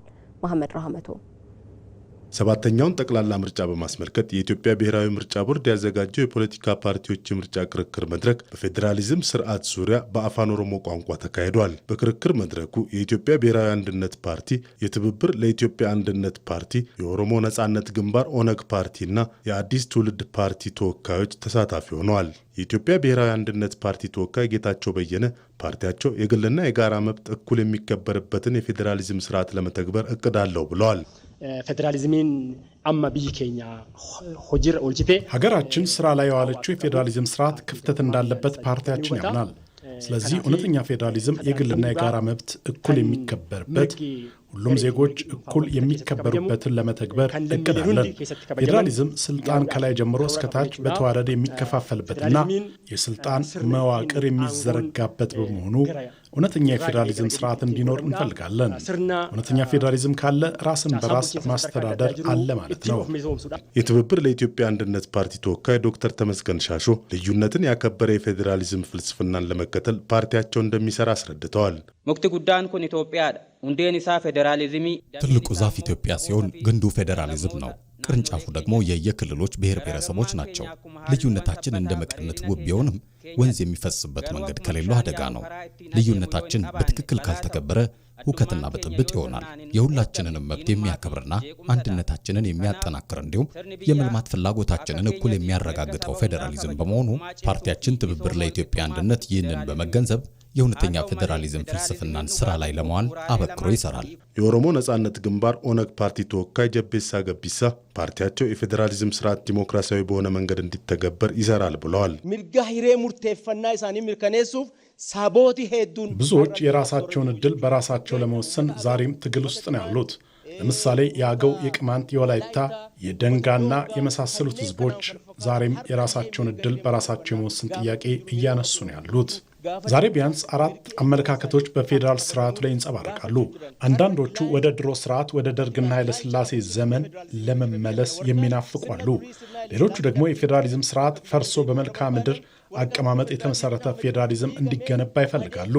አንዳንዶች ደግሞ አሁን ያለው ጥሩ ነው ይቀጥል ይላሉ። ሌሎቹ ደግሞ የፌዴራሊዝም ስርዓቱ ዲሞክራሲያዊ በሆነ መንገድ ይተግበር ይላሉ።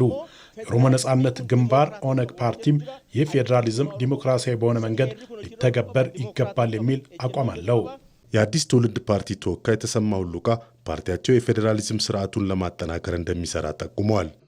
ኢትዮጵያን ብያን ሰባፊ ኢትዮጵያ በብሔር በቋንቋና ማንነት ላይ በመንተራስ በክልል መንግስታት ተከፋፍላለች። ለምሳሌ የኦሮሚያ ክልል፣ የአማራ፣ የትግራይ እያለ ይቀጥላል። አበይት ሀሳብ እያንዳንዱ ብሔር ራሱን በራሱ የማስተዳደር ስልጣን ሊኖረው ይገባል። ማንነት በኢትዮጵያ ውስጥ ብሔር፣ ብሔረሰብ፣ ህዝብ፣ ቋንቋ፣ ባህልና ታሪክ ለመሳሰሉት ህገ መንግስታቱ በግልጽ እውቅና የሚሰጥ ሲሆን ፖለቲካዊ መብትን ያጎናጽፋል። ፓርቲዎቹ ከጥቂት ቀናት በኋላ በሚካሄደው 7ኛው ጠቅላላ ምርጫ ህዝቡ በነቂስ ወጥቶ እንዲሳተፍም ጥሪ አቅርበዋል።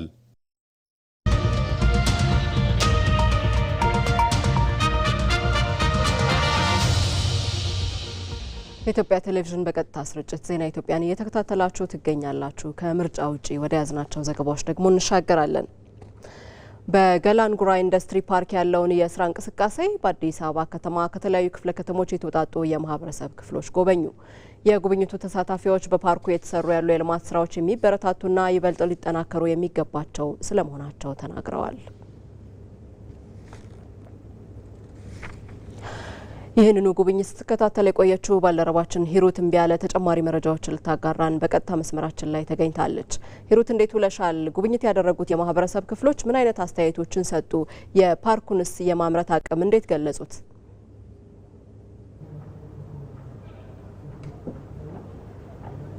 አመሰግናለሁ። እንግዲህ እንደሚታወቀው ገላንጉራ ኢንዱስትሪ ፓርክ በቅርቡ በጠቅላይ ሚኒስትር ዶክተር አብይ አህመድ ተመርቆ ክፍት የሆነ ነው። ይሄ ፓርክ በ93.9 ሄክታር መሬት ላይ ያረፈ ሲሆን አሁን ላይ የተጠናቀቀው ደግሞ በ43 ሄክታር መሬት ላይ ያረፈው ነው። እንደሚታወቀው እንግዲህ ገላንጉራ ኢንዱስትሪ ፓርክ 116 የመስሪያ ቦታዎች እንዲሁም ደግሞ ከ365 በላይ ለተለያዩ አገልግሎት የሚውሉ ቢሮዎችን ጨምሮ በአንድ ጊዜ 400 ተሽከርካሪዎችን ማስተናገድ የሚችል ሰፊ የሆነ የፓርኪንግ አገልግሎትን መስጠት የሚችል ፓርክ ነው የተገነባው። ፓርኩ እንግዲህ በርካታ መሰረተ ልማቶች የተሟሉለት ነው። ውሃ፣ መብራት፣ መንገድን ጨምሮ ቴሌኮምና ካፍቴሪያዎች እንዲሁም ደግሞ የስፖርት ማዘውተሪያ ቦታዎች በስፋትም የያዘ ነው። እንግዲህ እንደሚታወቀው በተለያዩ የማህበረሰብ ክፍሎችም ይሄንን ኢንዱስትሪ ፓርክ እየጎበኙት ይገኛሉ። በዛሬው ዕለትም ከአዲስ አበባ ከተማ አስተዳደር ከተለያዩ ክፍለ ከተማዎች የተወጣጡ የተለያዩ ማህበረሰብ ክፍሎች ጎብኝተውታል። በተለይም አረጋውያንና አካል ጉዳተኞች በዛሬው ዕለት ፓርኩን ተዘዋውረው ያለበትን የስራ እንቅስቃሴ የማምረት አቅሙንና ይዞታውን ምልከታ አድርገዋል።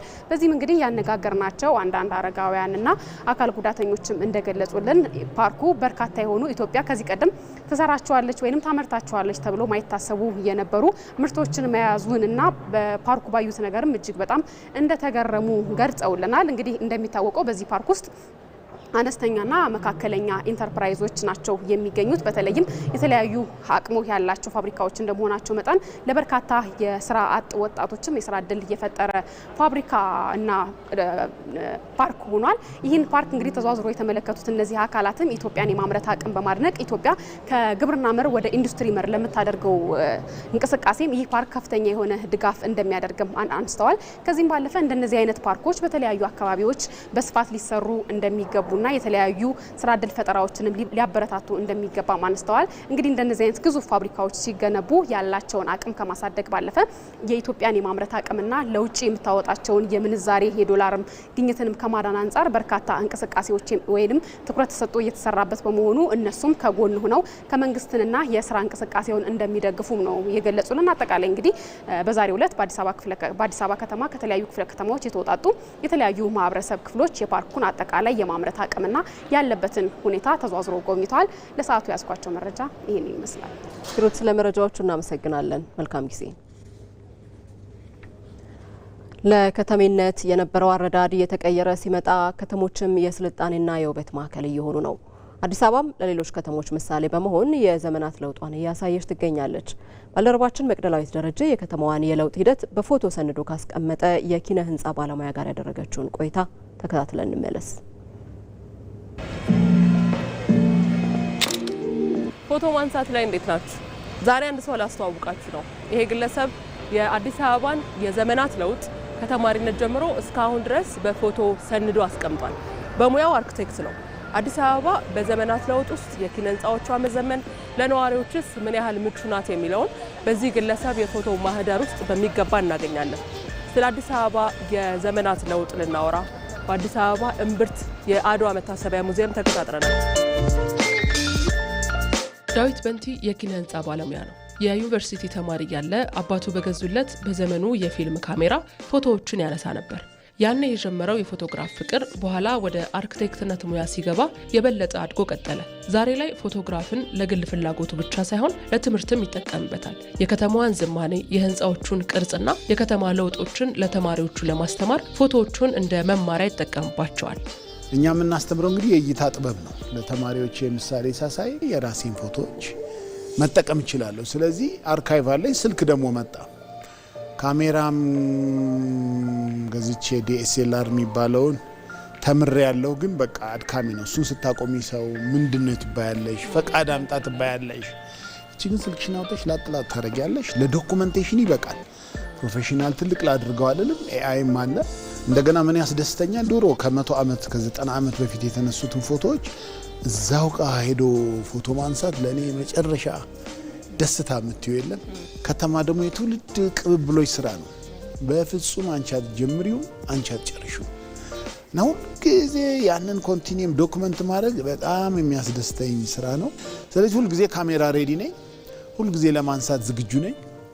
ስልኬ ወዲያው ነው የሚሞላው፣ ወዲያው ገለብጣለሁ። ያው ክላውድ ቢኖረን ጥሩ ነበር። በአንድ ወቅት ለማስተማር ወደ ባህር ማዶ በሄደበት ጊዜ ያገኘው ተሞክሮ ሀገሩን በአዲስ መንገድ እንዲመለከት አድርጎታል። በተለይም አዲስ አበባ እየተቀየረች ያለችውን ገጽታ በፎቶ መመዝገብ እንዳለበትም አሳምኖታል። በየቀኑም ከ50 በላይ ፎቶዎችን ያነሳል። አንድ አመት ስዊዘርላንድ ለማስተማር ሄጄ ነበር። እዛ ሳስተምር ሌክቸር ስጥ ሲሉኝ አላቅም ስለ ሀገሬ እና የኪነ ህንጻችን ላይ አንማረው። አንድ ኮርስ ነው ያለችው፣ እሷም ስለ ድሮ ነው እንጂ ስለ ዘመናዊ፣ ስለ ኮንቴምፖራሪ፣ ስለ አሁናዊ ደግሞ አንማረው። በጣም ይቆጨኛል ያንን ሳስበውና ሌክቸር እንዴት ላዘጋጅ፣ በቃ ስለ ኢትዮጵያ ለመናገር ማን ነው የሚለውን በቃ ለኔ ላይፍ ሎንግ በተለይ 2008 ነው በፈረንጅ አቆጣጠር በእኛ 2000 ሚሌኒየሙ ላይ የዛሬ 18 ዓመት ነው በጣም ውስጤ የገባው። ምን መጣብኝ መሰለሽ? በቃ ዶክመንት ማድረግ አለብኝ ኢትዮጵያና ሌክቸር ለመስጠት በሞክር ፎቶ አጣው። ኢንተርኔት ላይ ያለው ደብዛዛ ነው፣ ሃይ ሬዞሉሽን አይደለም። ከዛ ሌላ ሌክቸር እድል ሲሰጡኝ አውሮፕላን ከፍዬ መጣው እዚህ አዲስ አበባ መጥቼ ፎቶ አንስቼ ሄድኩና ቆንጆ ሌክቸር ሰጠው። አሁን በቀን ስልኬ ላይ ከሶሻል ሚዲያም ከኔም ማነሳው ከ50 እስከ 100 ፎቶ ሰርኩሌት አደርጋለሁ። የመደመር መንግስት ለከተማ ዝማኔ በሰጠው ትኩረት ከተሞች የስልጣኔ ማዕከል እየሆኑ ነው። አርክቴክት ዳዊት እንደሚለው ቀደም ሲል ለከተሜነት የነበረው አረዳድ አሁን ላይ መቀየሩ ሊደነቅ ይገባል ይላል። ጽዱና ምቹ አካባቢ ውስጥ መኖር ሰብአዊ መብት መሆኑንም ያምናል። ከተማ አይደለም ገበሬው ነው ምንድነው ይሄ መብለጭለጭ ነው ምናምን ተብሎ ተተወና አሁን ደግሞ በቃ ንጹህ አካባቢ ለንጹህ አስተሳሰብ ለንጹህ ስርዓት አሁን ያለንበት ሁኔታ ስታየው ልናደንቀው የምንችለው ነገር ነው። ምክንያቱም ጽዳት እስከ ሰፈር ድረስ ገብቷል። ልጅ ያለን ጽዷል ነው የሚሸቱ ብዙ ነገሮች ነበሩ። ጫጫ ቦታተን ቁጭ ብለን ስኳር በሽታ፣ ሃይፐር ፕሬሸር፣ ፋቲ ሊቨር የማይመጣብን ነገር እኮ የለም። ልጆቻችን ወፍራም ሆነው መንቀሳቀስ አይችሉ። ለምንድን ነው ኳስ ሜዳ የማይኖራቸው? ነሰሲቲ ነው። አየሽ አንቺ ወክ ካላረግሽ እኔ ብዙ ዶክመንት አድርግ ያለው ስንት ትቦ በጎች ይሸጡ ነበር እኮ ቦሌ መንገድ ላይ በግ ይሸጣል። ማስታወቂያው ብዛቱ አይተሻል? የድሮ ፎቶ አለኝ እኔ ጋር ወደ 22 ስቴጂ ማኔኪኖቹ አሻንጉሊቶቹን አይንሽን እኮ ነው የሚወጉት። ወክ ማድረግ አትችይም። ኮርቲሶልሽ ከፍ ይላል። ራሴን አመመኝ ደም ብዛቴ ኮሚቴው ስትረስድ ነሽ። ምክንያቱም ከዚህ ውጣ ነው የሚልሽ። አንቺ ግን ትሄጃለሽ እና በቃ ሂውማን ራይት ነው ንጹህ ቦታ ማግኘት። ኢትዮጵያ ብዙ ታሪክ ብዙ ሀብትና ብዝሃ ማንነት ያላት ሀገር ብትሆንም ራሷን የቻለ የኪነ ህንፃ ታሪክና ዝማኔ የሚያሳይ ሙዚየም አለመኖሩ ቁጭት እንዳለበትም ይናገራል። ከየሃ ጀምሮ አለ። ከዋሻውን ብትሄጂ አለን። ድሬዳዋ ካሉት ዋሻ የዋሻ ኑሮ አለን፣ የህንፃ አለን፣ በሳር የተሰራ አለ፣ በቀርከሃ አለን፣ በድንጋይ አለን። አንድ የኢትዮጵያ አርኪቴክቸር ሙዚየም የለንም። አስቢው ይሄ ሁሉ ደግሞ ታሪክ ኖሮን የኪነ ህንፃ ታሪክ ዲግሪ የለም። ነጮች ናቸው የሚጽፉልን፣ ኮርስ ግን የለንም። በትክክል 1-2 መጽሐፍቶች የተጻፋሉ የነጭ እንደዚህ አልፎ አልፎ ታገኛለሽ በፔፐር መልክ። የአዲስ አበባ ለውጥ ምስክር ሆኖ እየተጓዘ ያለው አርክቴክት ዳዊት በንቲ ታሪክን በፎቶ መሰነዴን እቀጥላለሁ ይላል። ወደ ውጭ ዜና አለፍን። የኢራኑ መሪ አያቶላ ሀሚኒ የዋሽንግተንና የቴል አቪቭ ቀይ መስመር ረግጠው የኒውክሌር ክምችቱ ከሀገር እንዳይወጣ ቀጥተኛ እገዳ ጣሉ። የአሜሪካው ፕሬዝዳንት ዶናልድ ትራምፕ በሀገር ውስጥ ምርጫና በነዳጅ ዋጋ መናር ሳቢያ የሰላማዊ ዲፕሎማሲውን በር ዘግተው ወደ ወታደራዊ እርምጃ እየተጣደፉ ስለመሆኑም ተሰምቷል። አሸናፊ እንዳለ በአሜሪካ እስራኤል ጥምረትና በኢራን መካከል የተቀሰቀሰው ጦርነት በሰጣ ገባ ከዘለቀው የተኩስ አቁም ባሻገር ወደ ዲፕሎማሲያዊ የቁማር ጨዋታ ተቀይሯል። የኢራኑ መሪ አያቶላ ሞጅታባ ኻሜኒ የአገሪቱ የኒውክሌር ክምችት ወደ ውጭ እንዳይወጣ የሰጡት ቀጥተኛ መመሪያ በዋሽንግተንና በቴል አቪቭ የተሰመረውን ቀይ መስመር አሻፈረኝ ያለ ሆኗል። በተመሳሳይ ሰዓት በቴህራን ጎዳናዎች ላይ አዲስ መልክ ያለው የፕሮፓጋንዳ ማዕበል እየተናፈሰ ነው። ይህም ጦርነቱ ምን አይነት አዲስ መልክ ይፈጥር ይሆን የሚል ስጋትን ደቅኗል። የጦርነቱ ማቆሚያ ቁልፍ ተደርጎ የሚወሰደው ኢራን ያከማቸችውና ወደ ጦር መሳሪያነት ለመቀየር የተቃረበው የዩራኒየም ክምችት ጉዳይ ነው። ዋሽንግተን እና እስራኤል ዩራኒየሙ ሙሉ በሙሉ ከኢራን ምድር እንዲወጣ ይፈልጋሉ። ሆኖም የቴህራን ከፍተኛ ባለስልጣናት ይህንን አሳልፎ መስጠት ሀገሪቱን ለተጨማሪ የአየር ጥቃት ተጋላጭ ያደርጋታል በሚል ስጋት በዚህ ጉዳይ አቋማቸውን እንዳጸኑ ነው። ይህ የቴህራን እምቢተኝነት በዋይት ሀውስ በኩል ጠንካራ ቁጣን አስከትሏል። ፕሬዚዳንት ዶናልድ ትራምፕ በሰጡት መግለጫ ይህንን የኢራንን አቋም ፈጽሞ አይቀበሉትም። የእስራኤሉ ጠቅላይ ሚኒስትር ቤንያሚን ኔታንያሁ በበኩላቸው የዩራኒየም ክምችቱ ሳይወገድ የቴህራን የሚሳኤል አቅም ሳይደመሰስና ያሏት የጥላቻ ኃይሎች ድጋፍ ሳይቆም ጦርነቱ ፍጻሜ እንደማያገኝ ነው። ይህ የእልህ አስጨራሽ አቋም የሰላም አስከባሪዎችን ተስፋ ገደል እየከተተው ይገኛል። ሌላኛው የኃይል ሚዛኑን የወሰነው የሆርሙዝ ወሽመጥ ጉዳይ ነው። ኢራን በዓለም ላይ ከሚንቀሳቀሰው ነዳጅ አንድ አምስተኛ የሚሻገርበትን ይህንን ወሳኝ የባህር መስመር በመዝጋት አሜሪካን ወደ ድርድር ጠረጴዛ መመለስ ብትችልም የዓለም ኢኮኖሚ ግን ዛሬም ዋጋ እየከፈለበት ነው። ኢራን አሁን መስመሩን ለመክፈት የጦርነት ካሳ መጠየቅና የፍቃድ ታሪፍ ለመጣል እያቀደች ነው። የአሜሪካው የውጭ ጉዳይ ሚኒስትር ማርኮ ሮቢዮ ግን ይህንን እርምጃ ህገወጥና ዲፕሎማሲውን የሚያበላሽ ሲሉ ኮንነውታል። ዓለም አቀፉ የኢነርጂ ኤጀንሲ የነዳጅ አቅርቦቱ በዚህ ከቀጠለም በመጪዎቹ የሐምሌና ነሐሴ ወራት የዓለም የነዳጅ ገበያ ወደ ቀይ ቀጠና ወይም ወደ ከፋ እጥረት ሊገባ እንደሚችል አስጠንቅቋል። ከጦርነቱ ጀርባ በኢራን የፖለቲካ መዋቅር ውስጥ ትልቅና ስር ነቀል ሽግግር እየተካሄደ መሆኑን የፖለቲካ ተንታኞች ይገልጻሉ። ባለፉት ዓመታት የአገሪቱ ስልጣን በሃይማኖታዊ መሪዎች እጅ የነበረ ቢሆንም አሁን ግን ስልጣኑ ሙሉ በሙሉ ወደ ኢራን አብዮታዊ ዘብ ኃይል ወታደራዊ አዛዦች እየተሸጋገረ ይገኛል። የዓለም አቀፍ የክራይሲስ ግሩፕ የኢራን ፕሮጀክት ዳይሬክተር አሊ ዋይዝ ይህንን ሁኔታ እንዲህ ሲሉ ያብራሩታል። የገዢው አካል የትረካና የፖለቲካ አቅጣጫ እንደሚያሳየው ኢራን በአሁኑ ወቅት ከሃይማኖታዊ ስርዓት ወደ ወታደራዊ አገዛዝ እየተሸጋገረች መሆኑን ነው። ይህ ወታደራዊ ሽግግር በቴህራን ጎዳናዎች ላይ በሚለጠፉ አዳዲስ የፕሮፓጋንዳ ምስሎች ላይ በግልጽ ታይቷል። ከዚህ ቀደም የነበሩት የሺያ እስልምና ሰማዕትነትና የሃይማኖት ምልክቶች ተቀንሰው በምትካቸው የፋርስ ጥንታዊ ብሔራዊ ምልክቶችና ታሪካዊ ጀግኖች ከወታደራዊ አዛዦች ጎን ተሰልፈው ይታያሉ። ይህም ሃይማኖታዊ ያልሆነውንና በቅርቡ በተደረጉ ህዝባዊ ተቃውሞች ሳቢያ የቆሰለውን የህዝብ ክፍል በብሔርተኝነት ስሜት ለመማረክ የታለመ ስትራቴጂ መሆኑን ያስረዳሉ። በአሜሪካ እስራኤልና በኢራን መካከል እየተካሄደ ያለው ይህ እልህ አስጨራሽ ዲፕሎማሲያዊና ወታደራዊ ፍልሚያ ከመካከለኛው ምስራቅ ቀጠናዊ ወሰን አልፎ ዓለም አቀፉን የጂኦፖለቲካ መዋቅር ወደ ማናጋት ተሸጋግሯል። አልጀዚራ በጉዳዩ ላይ ባደረገው ሰፊ ትንታኔ የቴህራን አቋም አለመወላወልና የሆርሙዝ ወሽመጥን እንደ ስትራቴጂካዊ መደራደሪያ መያዟ በምዕራባውያን ዘንድ ከፍተኛ የፖለቲካ ቁማር ተደርጎ ተወስዷል። በሌላ በኩል ግን የኢራን ወታደራዊ መሪዎች የዓለምን የኃይል አቅርቦት መስመር በማስተጓጎል አሜሪካንና አጋሮቿን የኢኮኖሚ ዋጋ ለማስከፈል የሚጠቀሙበት ስልት በዋሽንግተን ላይ የሚጠበቀውን ያህል የድርድር ፍላጎት ከመፍጠር ይልቅ ወታደራዊ እርምጃዎችን ይበልጥ ሊያፋጥን የሚችል አደገኛ አካሄድ መሆኑን የፖለቲካ ተንታኞች ያስጠነቅቃሉ። ይህ በእንዲህ እንዳለ የእስራኤል መከላከያ ኃይልና የደህንነት ተቋማት በቴህራን ላይ ያላቸውን የጸረ ኒውክሌርና የጸረ ሚሳኤል ዘመቻ ዕቅድ ይበልጥ እያጠናከሩት መሄዳቸውን ተከትሎ የነገውን ሁኔታ መገመት አስቸጋሪ አድርጎታል። የቢቢሲ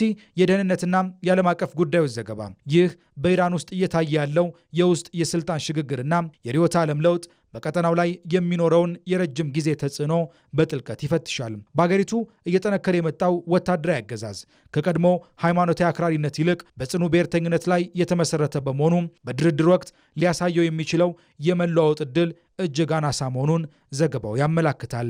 ይህ አዲስ የፋርስ ብሔርተኝነት ትርክት በአገር ውስጥ ያሉ ተቃዋሚዎችን ትኩረት ለማስቀየርና ህዝባዊ አንድነትን ለመፍጠር የተወጠነ ቢሆንም በውጭው ዓለም ግን ይበልጥ የማይገመትና ግትር የሆነም የጦርነት ስጋት ደቅኗል። በሌላ በኩል በዋሽንግተን እየተቀጣጠለ ያለው የውስጥ ፖለቲካ ውጥረት ፕሬዝዳንት ዶናልድ ትራምፕን በሁለት እሳት መካከል ከቷቸዋል። በአንድ በኩል ከኮንግረሱ የሚሰነዘርባቸውን የጦርነት ስልጣን ገደብ ጫና መቋቋም ሲኖርባቸው፣ በሌላ በኩል ደግሞ የነዳጅ ዋጋ መናር በመጪው ምርጫ ላይ ሊያሳድር የሚችለውን የፖለቲካ ኪሳራ ለማካካስ በአጭር ጊዜ ውስጥ ወሳኝ ድል ለመቀዳጀት እንዲጣደፉ እያደረጋቸው ይገኛል። ይህም የሰላማዊ ዲፕሎማሲውን በር ይበልጥ እያጠበበው የመጣ ሌላኛው ማነቆ ሆኗል። በመጨረሻም ስፖርት። ክርስቲያኖ ሮናልዶ የሳውዲ ፕሮ ሊግ ዋንጫን ለመጀመሪያ ጊዜ አነሳ። ክለቡ አልናስርም ከ6 ዓመታት በኋላ ለመጀመሪያ ጊዜ ነው የሊጉን ዋንጫ ያሳካው። ኢድሪስ አህመድ። የድህረ ኮቪድ-19 እንግሊዝ ፕሪምየር ሊግ ከ10 የላቁ ዓመታት በኋላ የመጣ አዲስ ነገር ነበረው። እያደር የጣፈጠው ሰው ከሚያሳሳ ልጅነት እስከ ሙሉ እውቅና በማለዳው ያሳለፈበት፣ በአውሮፓ መድረክም የክብር አክሊል የደፋበትን ክለብ ለቆ ስፔን ተሻግሮ ወደ ጣሊያንም ዘልቆ ከሰማይ በታች እግር ኳስ አሉኝ ያላቸውን ክብሮች ሁሉ ጠቅልሎ ወደ ልጅነት ቤቱ ተመለሰ። የላንክሻየር ሰዎች ለእርሱ የማይደበዝዝ ትዝታ አላቸውና ቀዩን መለያ ለብሶ የዛን ግዙፍ ስታዲየም መግቢያዎች አልፎ ሲዘልቅ መሬት የተናጠች ይመስል ነበር። ያለማጋነን ያለማጋነንም ያለማስመሰልም ተንቀሳቃሹ ጥበብ ኦልድ ትራፎርድ ሲደርስ እንደ ትላንት ባይሰላ እንኳ ጥበቃው ብዙ ነበር። ሆኖም መኖሩ እንደ ብዙ የሆነው ሰው ከሰር አሌክስ ፈርጉሰን ስንብት በኋላ የአሰልጣኝነት መንበሩን ከያዙት አልፎ ያጆች አንዱ ከሆኑት ኤሪክ ቴን ሃግ ጋር የገባበት መቃቃር እርሱንም ክለቡንም በማይመጥን መንገድ ወደ መውጫው በር አማተረ፣ ለቀቀም። እዚህ ጋር የመካከለኛው ምስራቁ ሀገር ሳውዲ አረቢያ ትመጣለች። የተለያዩ የዓለም እግር ኳስ ኮከቦችን በመሰብሰብ በዓለም እግር ኳስ የትኩረትና የውጤት ካርታ ላይ የራሴን አሻራ ባሳርፍ ብላ ሰፋፊ ስራዎች ጀምራ ነበርና የሮናልዶን ሳውዲ መድረስ የዛ ፕሮጀክት አካል አደረገችው። እግር ኳስ ከተረሱበት መታወሻ ስምንም ማደሻ ይሆነኛል ያለችው የነዳጅ ከበርቴ ሀገር በዚህ ረገድ ውጥኗ ሳይሰምርላት አልቀረም። ከእርሱም በፊት ሌሎች ኮከቦች ወደ ሳውዲ ማምራት ጀምረው ነበርና ከእርሱም በኋላ ዘመናዊ እግር ኳስ ያሳያቸው ከዋክብት በቁጥር የበረከቱ ሆነው ወደ ሳውዲ ማምራታቸውን አላቋረጡም። በዛው ልክ ለዛች ሀገር እግር ኳስ የሚሰጠው ትኩረት መናሩን መጨመሩንም ቀጥሏል። የሳውዲን እግር ኳስ በቅርቦቹ ዓመታት የትኩረት ማዕከል ያደረጉት ዝውውሮች በአብላጫው በሪያዶቹ አልሂላልና አልናስር፣ ጅዳ ላይ ደግሞ መገኛቸውን ካደረጉት አልአህሊና አልኢቲሃድ ክለቦች የተፈጸሙት ዝውውሮች የአንበሳውን ድርሻ ይወስዳሉ። ካሪም ቤንዜማ፣ ንጎሎ ካንቴ፣ ሪያድ ማህሬዝ፣ ሳዲዮ ማኔና ኔይማር ጁኒየር የመሰሉ ከዋክብት የዛ ፕሮጀክት አካል ሆነው ወደ ሳውዲ ከተጓዙ ተጫዋቾች መሃል ይገኛሉ። ያልተመለሰ ጥያቄ ግን ነበር። ይህ ግዙፍ ባለስኬት በሳውዲ ምድርስ ያንን ስኬቱን የሚደግመው መቼ ነው የሚል። ፐብሊክ ኢንቨስትመንት ፈንድን የመሰሉ ንጉሳውያን ቤተሰቦችም ተሳትፎ ያደረጉበት እግር ኳስ ላይ መዋዕለ ንዋይን የማፍሰስ እንቅስቃሴ የሮናልዶን አልናስር ሻምፒዮን ለማድረግ 3 ዓመታት አስጠብቋል። የወጣትነትን መንገድ እያገባደደ የጉልምስና ደጃፍን እያንኳኳ የሚገኘው ክሪስቲያኖ ሮናልዶ እንደ ግል ግብና መረብን ቢያዋህድም ክለቡ አልናስር ግን ደጋግሞ ወደ ሻምፒዮንነት ጫፍ እየደረሰ ደጋግሞ ተመልሷል። ይህ የውድድር ዓመት ግን ይህ ጥያቄ ምላሽ የሚያገኝበት ዓመት እንደሚሆን በብዙ ተጠብቋል። ከቀናት በፊትም ሊረጋገጥ ጫፍ ደርሶ የነበረው ሻምፒዮንነት የማታ ማታ ግብ ጠባቂው በፈጸመው ስህተት በተቆጠረች ግብ ነው ሳይሳካ ይቀረው። ትላንትና ግን ፍጻሜው ሆኗል። ትላንት በሊጉ የመጨረሻ ሳምንት ዳማክን የገጠመው አልናስር 4-1 አሸንፎ ሻምፒዮንነቱን ሲያረጋግጥ ሮናልዶ 2 ግቦችን ከመረብ አሳርፏል። በ129 ጨዋታዎች 100 ግቦችን ቢያስቆጥርም የአልናስር ለኛ ተጫዋች ጥያቄ ዋነኛ መነሻው ይኸው የሊግ ዋንጫ ነበርና ጥያቄው የተመለሰ መስሏል። እናም የ2023 የአረብ ክለቦች ሻምፒዮኑ ቡድን ከ6 ዓመታት በኋላ የሀገሩ ሻምፒዮን ሆኗል። አሁን ሰዓቱ ነው። ቢጫ ለባሾቹ በዓመታት ሂደት ያሳኩትን ድል የሚያከብሩበትና የሚደሰቱበት ወቅት። ቀጣይ የመካከለኛው ምስራቅ ቆይታውን በተመለከተ ለሚነሱት ጥያቄዎች መልሱ የነገን ማን ያውቃል የሚል ነው። የማዴራው ወጣት ግን ላንክሻየር ወደ ከፍታው ማማ እንደሰቀለችው፣ ማድሪድ እንዳነገሰችው፣ ቱሪንም የድል መንገድ እንዳለችው የሪያድ ሰዎች አከበሩት፣ ከበሩበትም። ትዝታው የትላንት ያክል ቅርብ ነው። በብዙ መውጣትና መውረድ ውስጥ በዓለም ኮከብነት ክብር መሃል እንዳንጸባረቀ ቀጥሏል። ትዕግስቱ፣ ጽናቱና አልሸነፍ ባይነቱ ከዓመታት በኋላም አብረውታሉ። በ2004 ሊዝበን ላይ በአፍላነቱ በአውሮፓ መድረክ ያነባው እንባ ዛሬም ትኩስ ነው፣ አልቀዘቀዘም። ለ2 ሰዓታት ያህል በያላችሁበት ከእናንተ ጋር ቆይታ ያደረገው የዛሬ ዕለተ አርብ ዜና ኢትዮጵያ በተከታተላችሁት መልኩ ቆይታውን አጠናቀቀ። አብራችሁን ስለነበራችሁ እናመሰግናለን። ዜና ኢትዮጵያን መታሰቢያ ደረጃ መርቻለሁ። በሰላም ዋሉ።